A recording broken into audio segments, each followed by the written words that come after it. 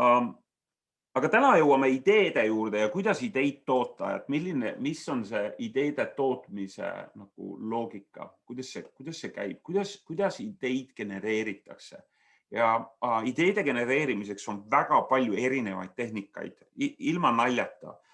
Kui ma õppejõuna kaardistasin ühel seminaril, kui palju on erinevaid, siis ütleme, õpetamise vorme, siis neid on sadu. Aga kasutatakse väga sageli milliseid? Loeng, seminar, grupitöö, meeskonnatöö ja sa jääd sinna, et on heal juhul 10 sellist nagu vormi kasutatakse. Aga tegelikult me saame õppida väga palju erinevaid viise, ma ei tea, läbi intervjuude, läbi mängude. Ja võt sama on nagu tehnikatega. Neid ärilise ja lihtsalt loovtehnikaid on palju, aga ma olen enda jaoks mõned välja filtreerinud ja neid ma teile hea meelega esitleks ja teeks mõned ka koos kaasa. Harjutaks natukene, paneks oma loovmõtlemist kuhugi nagu täpsemaks ja aktiivsemalt tööle. Okei, mis need võiks siis olla? Esimene tehnika on see, mida ma webinaril ka rääkisin, aga teeme sellega kohe nagu algust. Ja selle tehnika nimi on see, et kust tulevad kõik sinu halvad ideed. Ja selle tehnika mõte on see, et kõik sinu head ideed tulevad sealt, kust tulevad halvad. Kõik sinu head ideed tulevad sealt, kust tulevad sinu halvad ideed.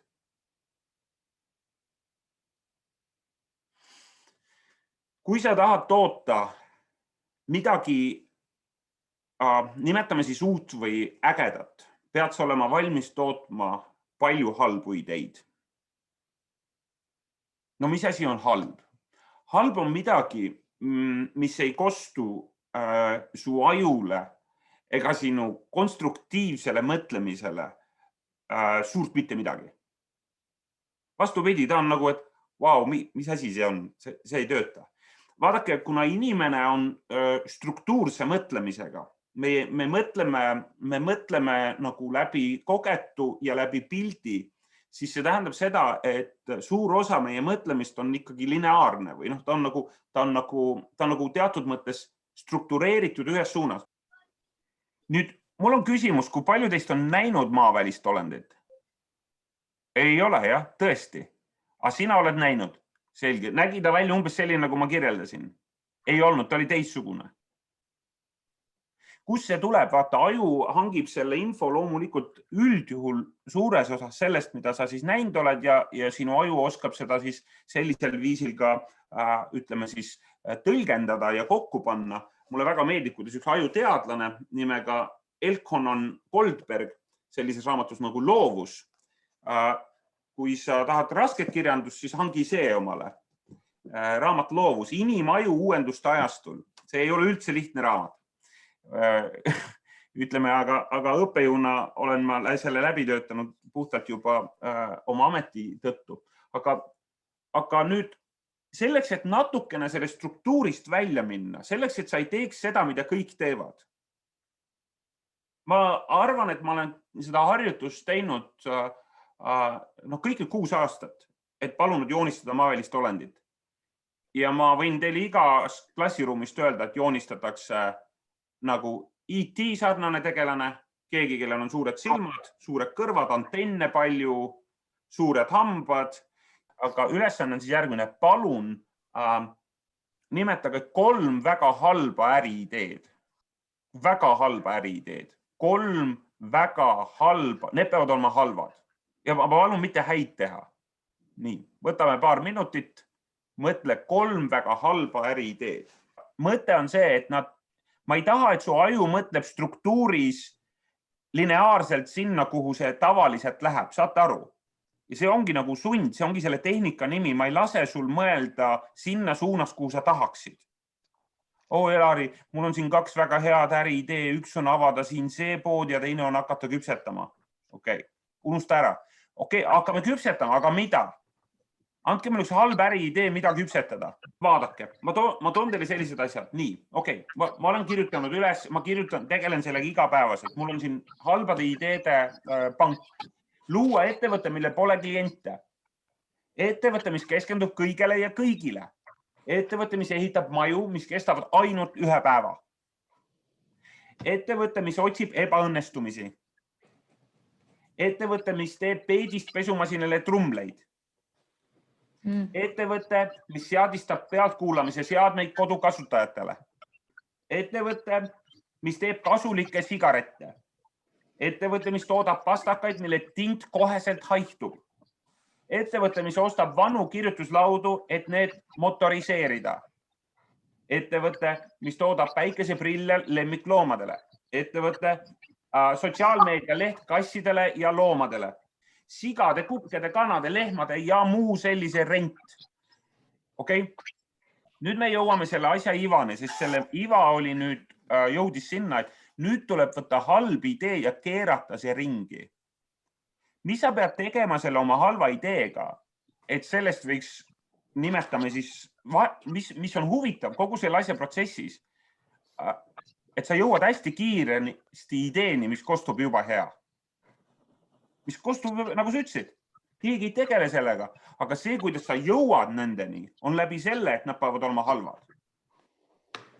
Vaadake, guugeldage palun 500 best business ideas. Need on enamus jube igavad. Seal ei ole, ausõna, innovatsiooni, uuenduslikkust, midagi ägedat. Aga pane 500 really bad business ideas. Esiteks võid sa midagi leida ja teiseks üldiselt sa ei leia midagi, sest seda ei tehta. Keegi ei otsi halbu ideid. Nii, teeme nüüd teise harjutuse. Teeme selle harjutuse. Okei, mõelge kõik nüüd oma kellegi lähedase peale. On see laps, on see abikaasa, on keegi. Okei. Palun mõelge 3 väga halba kingi ideed nendele inimestele. Väga halba. Väga halba. Lähedane, abikaasa, kes iganes. Võtke nüüd korraks hetk aega ja keerake üks nendest kinkidest heaks. Millest võiks asja saada? Mis sa pead tegema selle kingiga, et keerata see heaks? Sa võib-olla pead midagi lisama, võib-olla pead midagi ära võtma, võib-olla pead teda kuidagi nagu tuunima. Aga mis sa saad teha sellega? Juba tahab meie aju. Üks kõige võib-olla lihtsam point on see, et mida rohkem sa lood, mida loovam sa oled, mida rohkem ideid sa toodad, seda loovamaks sa lähed, seda loovamaks sa muutud. Ehk siis tegelikult ongi oluline see, et sa toodaks ideid. Ja meil on nagu nii raske neid ideid toota, sest pidevalt toimub selline nagu, kuidas ma ütlen, nagu analüüs oma peas, oota, mis see on. Ja ilma naljata kõige rohkem seda halvade äriidee tehnikat ma olen näinud 33 ideed. 33 halba ideed. Ja ütleme, teooria ütleb seda, et kõige parem on toota selliseid ideid siis, kui sa oled kas väsinud, pigem nagu väsinud. Eriti tore on teha seda lastega koos. Eriti kihvt on teha seda sellises funnis seltskonnas, kus sa ütled, et kulge, toodame nüüd ühe hunniku halbu ideid. Ja teate, see on nagu selles mõttes, võtab nagu pinge maha. Ja minu mure ongi see sama, kas on tõsine peavad olema. Enamus meie kohtumisi ja koosolekuid ettevõtetes algavad nii, et nüüd teeme ajurünnaku ja palun olge konstruktiivsed. Ja ausõna, kõige igavamad asjad juhtuvad siis, kui tehakse ajurünnakuid. Ehk siis mina olen muidugi öelnud ka seda välja, et minu meelest aju ei peaks üldse ründama. Aju ei vaja ründamist. Keegi ei pea, ajuga tuleks teha vastupidi, teda tuleks paitada, teda tuleks silitada, öelda talle, hei kuule, ma tean, et sind on hästi nagu disainitud, ole hea, nüüd hakka muga koostööle. Ja ajuga koostöö ongi see sama, et ma praegu ka, ma ärgitasin sind mõtlema teises suunas, piiri peal. Kus loov ideed kõige paremini sünnivad? Piiri peal, mitte kastist välja. Kastist välja oskavad väga vähesed inimesed minna. Aga või vastupidi, okei, ma ütlen nii, kastist välja oskavad käia paljud inimesed, aga tulevad tagasi alati oma kasti ja teevad sellest vanast kastist lihtsalt väikeseid uuendusi. Nüüd, tehnika võiks olla see, et õpi oma kasti piiridel käima. Sa tunned seal ennast paremini. Sa oled seal, sa tunned oma kasti, sa tead oma Facebooki, sa tead oma loogikat, sa tunned seda, aga mine piiri peale. No, olgu, see on ohtlik, sest vaata piiri peal nüüd käies. Teate, mis juhtub, jah? Eks ole, tekib selline oht kukkuda. Ja nüüd, kui räägime ideestamisest, siis halbade ideede tehnika on just see. Sa lähed piiri peale. Kui sa nüüd peaksid kõndima ääre peal, mida saaks sinna lisada või sealt ära võtta, et me ei liiguks nagu kuskile piiri peale? No mis on selle loogika? Võtame selle kokku. Loogika on see, et siin on kvantiteeti vaja. Meie põhimure on see, et me rahuldume ikkagi nagu väga üksikute ideedega. Ja veel kord, kvantiteet.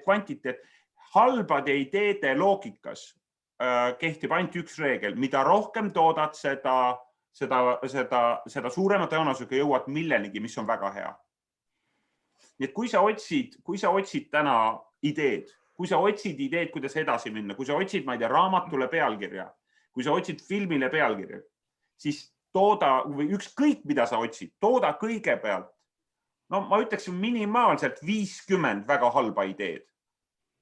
Ja seda tehnikat saab kasutada kus iganes. No näiteks kas või nii, et sul on õhtusööki vaja. 10 väga halba ideed õhtusöögiks. Ja siis sa leiad, aga seda ma tahakski. Väga halvad pealkirjad raamatule, väga halvad pealkirjad artiklitele. Ja su aju töötab teistmoodi. Nii et see on minu lemmiktehnika. Ma kasutan seda kõige rohkem. Ma kasutan seda laste peal, ma kasutan seda omal töö kontekstis. Ma otsiks ennem halbu ideid ja siis vaataks, kuidas nad keerata heaks. Ja põhjus on sellepärast, et sa saad teistsuguse tulemuse, kui enamus inimesi nagu eeldaks. See on see loogika. Tootke palun ideid. Nii. Ma alustaks seal samas töökollektiivis sellest, et hakkame pakkuma halbu ideid. Teeme kvantitatiivse. Kvalitatiivsega probleem on see, et nad saavad hästi kiiresti otsa. Sest see sunnib kogu aeg konstruktiivselt mõtlema. Kuulge, pakkuge nüüd mõni mõistlik idee ka. See ei ole võõrad lause mitte kellegi teist. Ise oleme ka kasutanud. Anna nüüd mõni normaalne idee ka lõpuks. Kuule, räägime nendest asja, mis on tehtavad. Ma ei tea, ma ise mõtlen nii, et minu meelest ei pea olema väga originaalne nagu alati. Aga see vaatenurk võiks olla väheke teistmoodi. Ma ise püüan vahest, kui ma kirjutan oma blogilugusid, ja kui ma oma elu filosoofiale ka vaatan, siis ma ei püüa mitte meelega nagu vastanduda, aga ma püüan küsida, et okei, on vasakpoolne ja on parempoolne, aga ma ei taha kumbki olla. Siis sa ütled, okei, siis sa keskel, aga ma ei taha keskel olla. Vaat ideedega on ka nii, et sa võtad tegelikult ideed, sa keerad ja väänad neid. Ja nüüd mina olen selline, ma pean seda teadlikult ennast juhtima, et ma ei jääks ideedest kinni. Kui tuleb hullult hea idee, okei, teeme selle ära. Siis vahest peab sundima ennast see, et ei, teeme edasi tööd, otsime edasi. Ja ideede puhul võiks lähtuda siis sellisest printsiibist. Vaata, et neid oleks palju. Ja eriti, et neid palju halbu. Proovige kas või täna õhtul perega, kui on teemaks õhtusöök.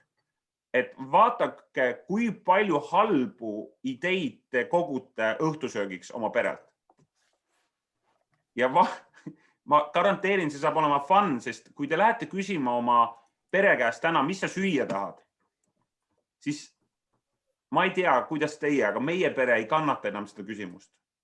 Eriti kodu kontekstis, mis sa süüa tahad? Appi ära küsi, ma ei tea. Henry Ford on pildil tõesti ja mille kõrval ta seisab. Mis värvi olid alati Henry Fordid? Miks olid alati autod mustad? Asjale ärilised. Ka muid värve, et lihtsalt ei tekiks tunnet, et vanasti, kui autosid hakati looma, siis oli ainult üks värv. Henry Ford ütles välja lause, auto olgu ükskõik mis värvi tahes, peaasi, et ta on must. See oli tema lause. Ja ta ütles seda sellepärast, et must värv kuivas teistest poole kiiremini. Ehk siis, kui me räägime loovusest, siis loovus ja seesama nagu pragmaatilisus. Naljakas küll, aga saavad käia käsi käes. See, et sa tahad sissetulekut ja tahaksid kahekoristada sissetulekut, aga siis on selline asi nagu ideepank, millest ma teile natuke rääkisin. minu ideepank asub, ma arvan, üks 6. kohas vist. Mul on 6 ideepanka. Mul on 2 notebooki, mul on telefon, siis mul on arvuti ja siis mul on veel mingeid asju. See tähendab seda, et mul on tegelikult väga mitu erinevat kohta, kus ma oma ideid hoian. Ja mina korjan iga päev ideid. Okei, teeme selle testi. Ma vaatan kohe, mis ma täna olen omale kirja pannud ideede panka. Okei, ma pean tunnistama, mul on ainult üks idee läinud täna ideepanka ja ühe märksõna all ja see on sloppiness. Ma teen sellist toitu nagu sloppy joe'd ehk lohakat Johannest. Eesti keelde tõlgitus kostub ju tore, eks ole. Aga tegelikult on 30ndate toiduga, New Yorgis toodetud toiduga, mis on hamburgeri laadne, aga see kaste, see sloppy joe, see kaste on Worcesteri kastmega, rohke siis ketšupiga ja muud ained ka. Ta on niisugune väga huvitav roog. Aga mul tekkis siin üks idee, mis puudutab siis selle sloppinessi loovuse juures. See tekkis mul täna hommikuse jalutuskäigu ajal, siis ma panin selle oma idee panka. Ja siis ma nüüd töötan natuke selle ideega edasi, see on hästi toores, aga ma mõtlen, et on olemas struktureeritud lohakus ja on olemas selline nagu laisk lohakus. Ja siis ma mõtlen, et äkki siin on mingi kontseptsioon peidus. No, siuke asi. Ideepank. Lahe. Kuulge, mis on pildil? Tegemist on Otto Friedrich Rochwederi leiutisega siis eelmise sajandi algusel ja tegemist on siis leivaviilutajaga. Ta esitas olemasolevale väljakutse ja küsis, kuidas oleks võimalik, ja no probleem oli ka. Probleem häiris seda sellepärast, et sai ja leib viilutati erineva paksusega, lapsed lõikasid sageli kätte, aga ma ei tea, me oleme siin enamus nõukogude aja lapsed ja me teame seda, et päris sürr oli see, et järsku hakati poodis müüma viilutatud leiba. Nii, mis on järgmine idee? Äriideede puhul on väga sageli niimoodi, seda ma olen aru saanud, et ta kostub su peas ja sulle ideaalne, aga kui sa hakkad teda initsieerima, siis enamus inimesi ütleb, ei, ta ei ostaks seda. See on sama nagu äppidega. Me maksame tegelikult üksikute äppide eest, aga iga teine üliõpilane tahab luua äppi. Äppi selleks. Ja siis, kui ma küsin, et okei, kus sa raha saad? Inimesed ostavad, ei osta. Mitu äppi sul telefonis on, millest sa maksad? Netflix, Spotify, rohkem ei ole. Nii et siin on nagu erinevaid asju, et meil ideid on nii palju, nende ärategemine on lõpuks. Nii, pildi peal on King Camp Gillette, keegi, kes on siis teadlane, avastaja ja tema siis avastas sellise asja nagu Gilletti. Ja Gillette on siis, mina ei tea, kuidas teile see laps selle Gillettiga muidu tundub. Üsna nagu freaky. Begin early, shave yourself. Ja enne seda lõigati hapet millega? Noaga. Ja Gillette otsis alternatiivi noale. Ta otsis midagi, mis oleks ohutum ja mis oleks disposable. Ehk mida saaks vahetada, mida saaks uuesti vahetada ja neid terasid. Ja ta otsis seda. Ja tema oli nüüd tema loovtehnikad olid nagu äärmusest äärmusesse. Üks nendest oligi siis jälle läbi omadussõnade. Ta vaatas eset ja küsis, mis see omadus on. Ta vaatas, nuga, see on terav. Ma pean looma midagi, mis on terav. Ja ta otsis just seda teravat ja ühekordset, terav ühekordne. Ja siis ta jõudis tehniliselt tegelikult selle ideeni. Nii, mis veel on?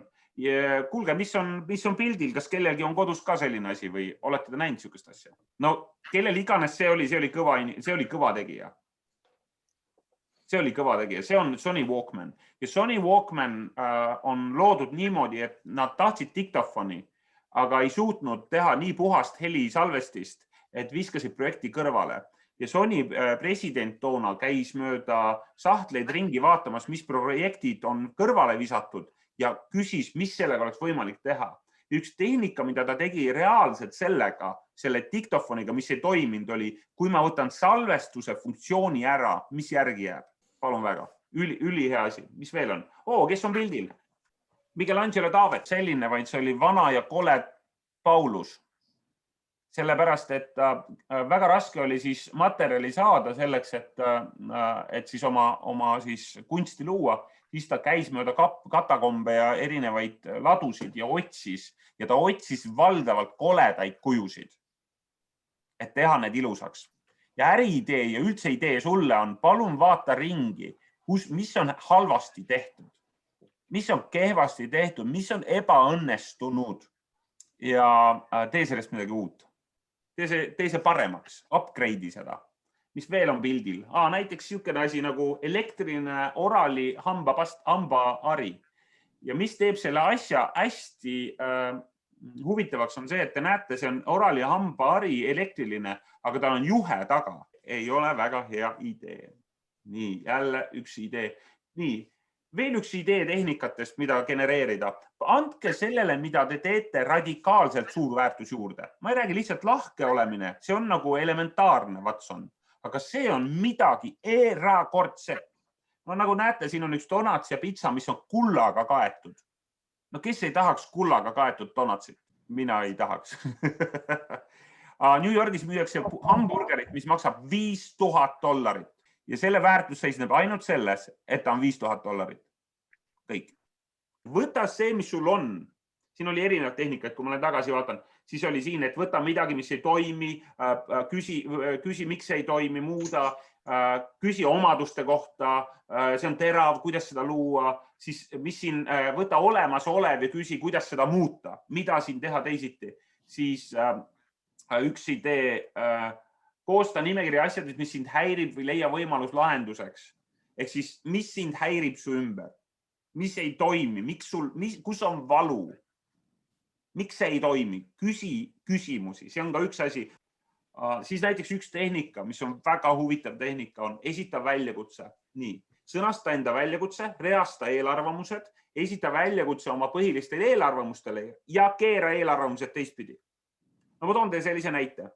General Electric leiutas sellise asja nagu, ütleme, ta leiutas sellise asja nagu EKG-masina. EKG-masin kaalus esialgne EKG-masin kaalus 2,5 tonni. Okei, te kujutate ette EKG-masinat, mis kaalub 2,5 tonni. See tähendab seda, et ta on, ma ei tea, transportimine, kõik asjad on keerulised, toota, kõik on kallis. Ja EKG ja siis anti väljakutse, et kuulge, meil oleks vaja kaasas kantavaid EKG-masinaid. No EKG-masinad loomult läksid kergemaks. See esialgne oli 2,5 tonni, aga siis järgmised olid statsionaarsed. Nad kaalusid ka seal mingisugune üldiselt 80–100 kilo selliste ekraanide ja monitoride kõik kokku. Nii. Ja nüüd anti väljakutse, et kuule, loo EKG-masin, mida saab kaasas kanda seljakotis ja on patareidega. Miks? Sest Indias surevad inimesed ennem ära, kui neile jõuavad EKG-masinad kohale. Sest pole EKG-masinaid ja haiglasse nad ei jõua nii edasi. Ja siis võtke nüüd see, et sõnasta enda väljakutse. Kuidas luua EKG-masin, mis mahub seljakotti ja on patareidega, see on väljakutse. Olete nõus? Nüüd sina võtad oma väljakutse ja sõnastad selle, milles seisneb su väljakutse. Kuidas ma teen mida? See on piisavalt suur, piisavalt ambitsioonikas. Nii. Nüüd reasta eelarvamused. EKG-masin seljakotti, eelarvamus. Need on nüüd põhilised, ei ole võimalik, on tavaliselt esimene. Nii. Nüüd võta esimene, esita väljakutse oma põhilisele eelarvamusele ja oletame, et see ongi sama, ei ole võimalik. Ja nüüd, miks ei ole võimalik? Ja sa hakkad nüüd mõtlema, miks ta ei ole võimalik siis? Ja teate, kui kihvt, kui sa seda tehnikat kasutad, siis sa hakkad järsku nägema täitsa pael, aga ma ei näinud neid asju. See töötab, aju töötab nii. Aju lihtsalt töötab, aju ei ole, ma ütleksin sulle isegi niimoodi. Kui sa ei tee ajust endale sõpra ja ei sunni teda teatud viisil nagu minema kuskile, siis tema läheb ainult tagurpidi. Tema läheb ainult voodisse ja saaks mugavalt sängi tõmmata. Aju on üks laisemaid loomi, keda ma üldse tean. Sellepärast, kui sa teda ei ärgita, kui sa ei anna talle hoogu, kui sa ei süsti, distsipliin, kõik, mis me oleme rääkinud terve nädal, siis tema teeb ainult üht. Ma olen väsinud, tahaks tuttu. Nii et ma ei tea, kuidas teile see tehnika meeldib, aga mulle meeldib. Minu meelest see on üks väga-väga kihvt tehnika. Jälle ülikoolis me teeme seda lihtsalt rohkem selleks, et ärgitada mõtlema. Nii.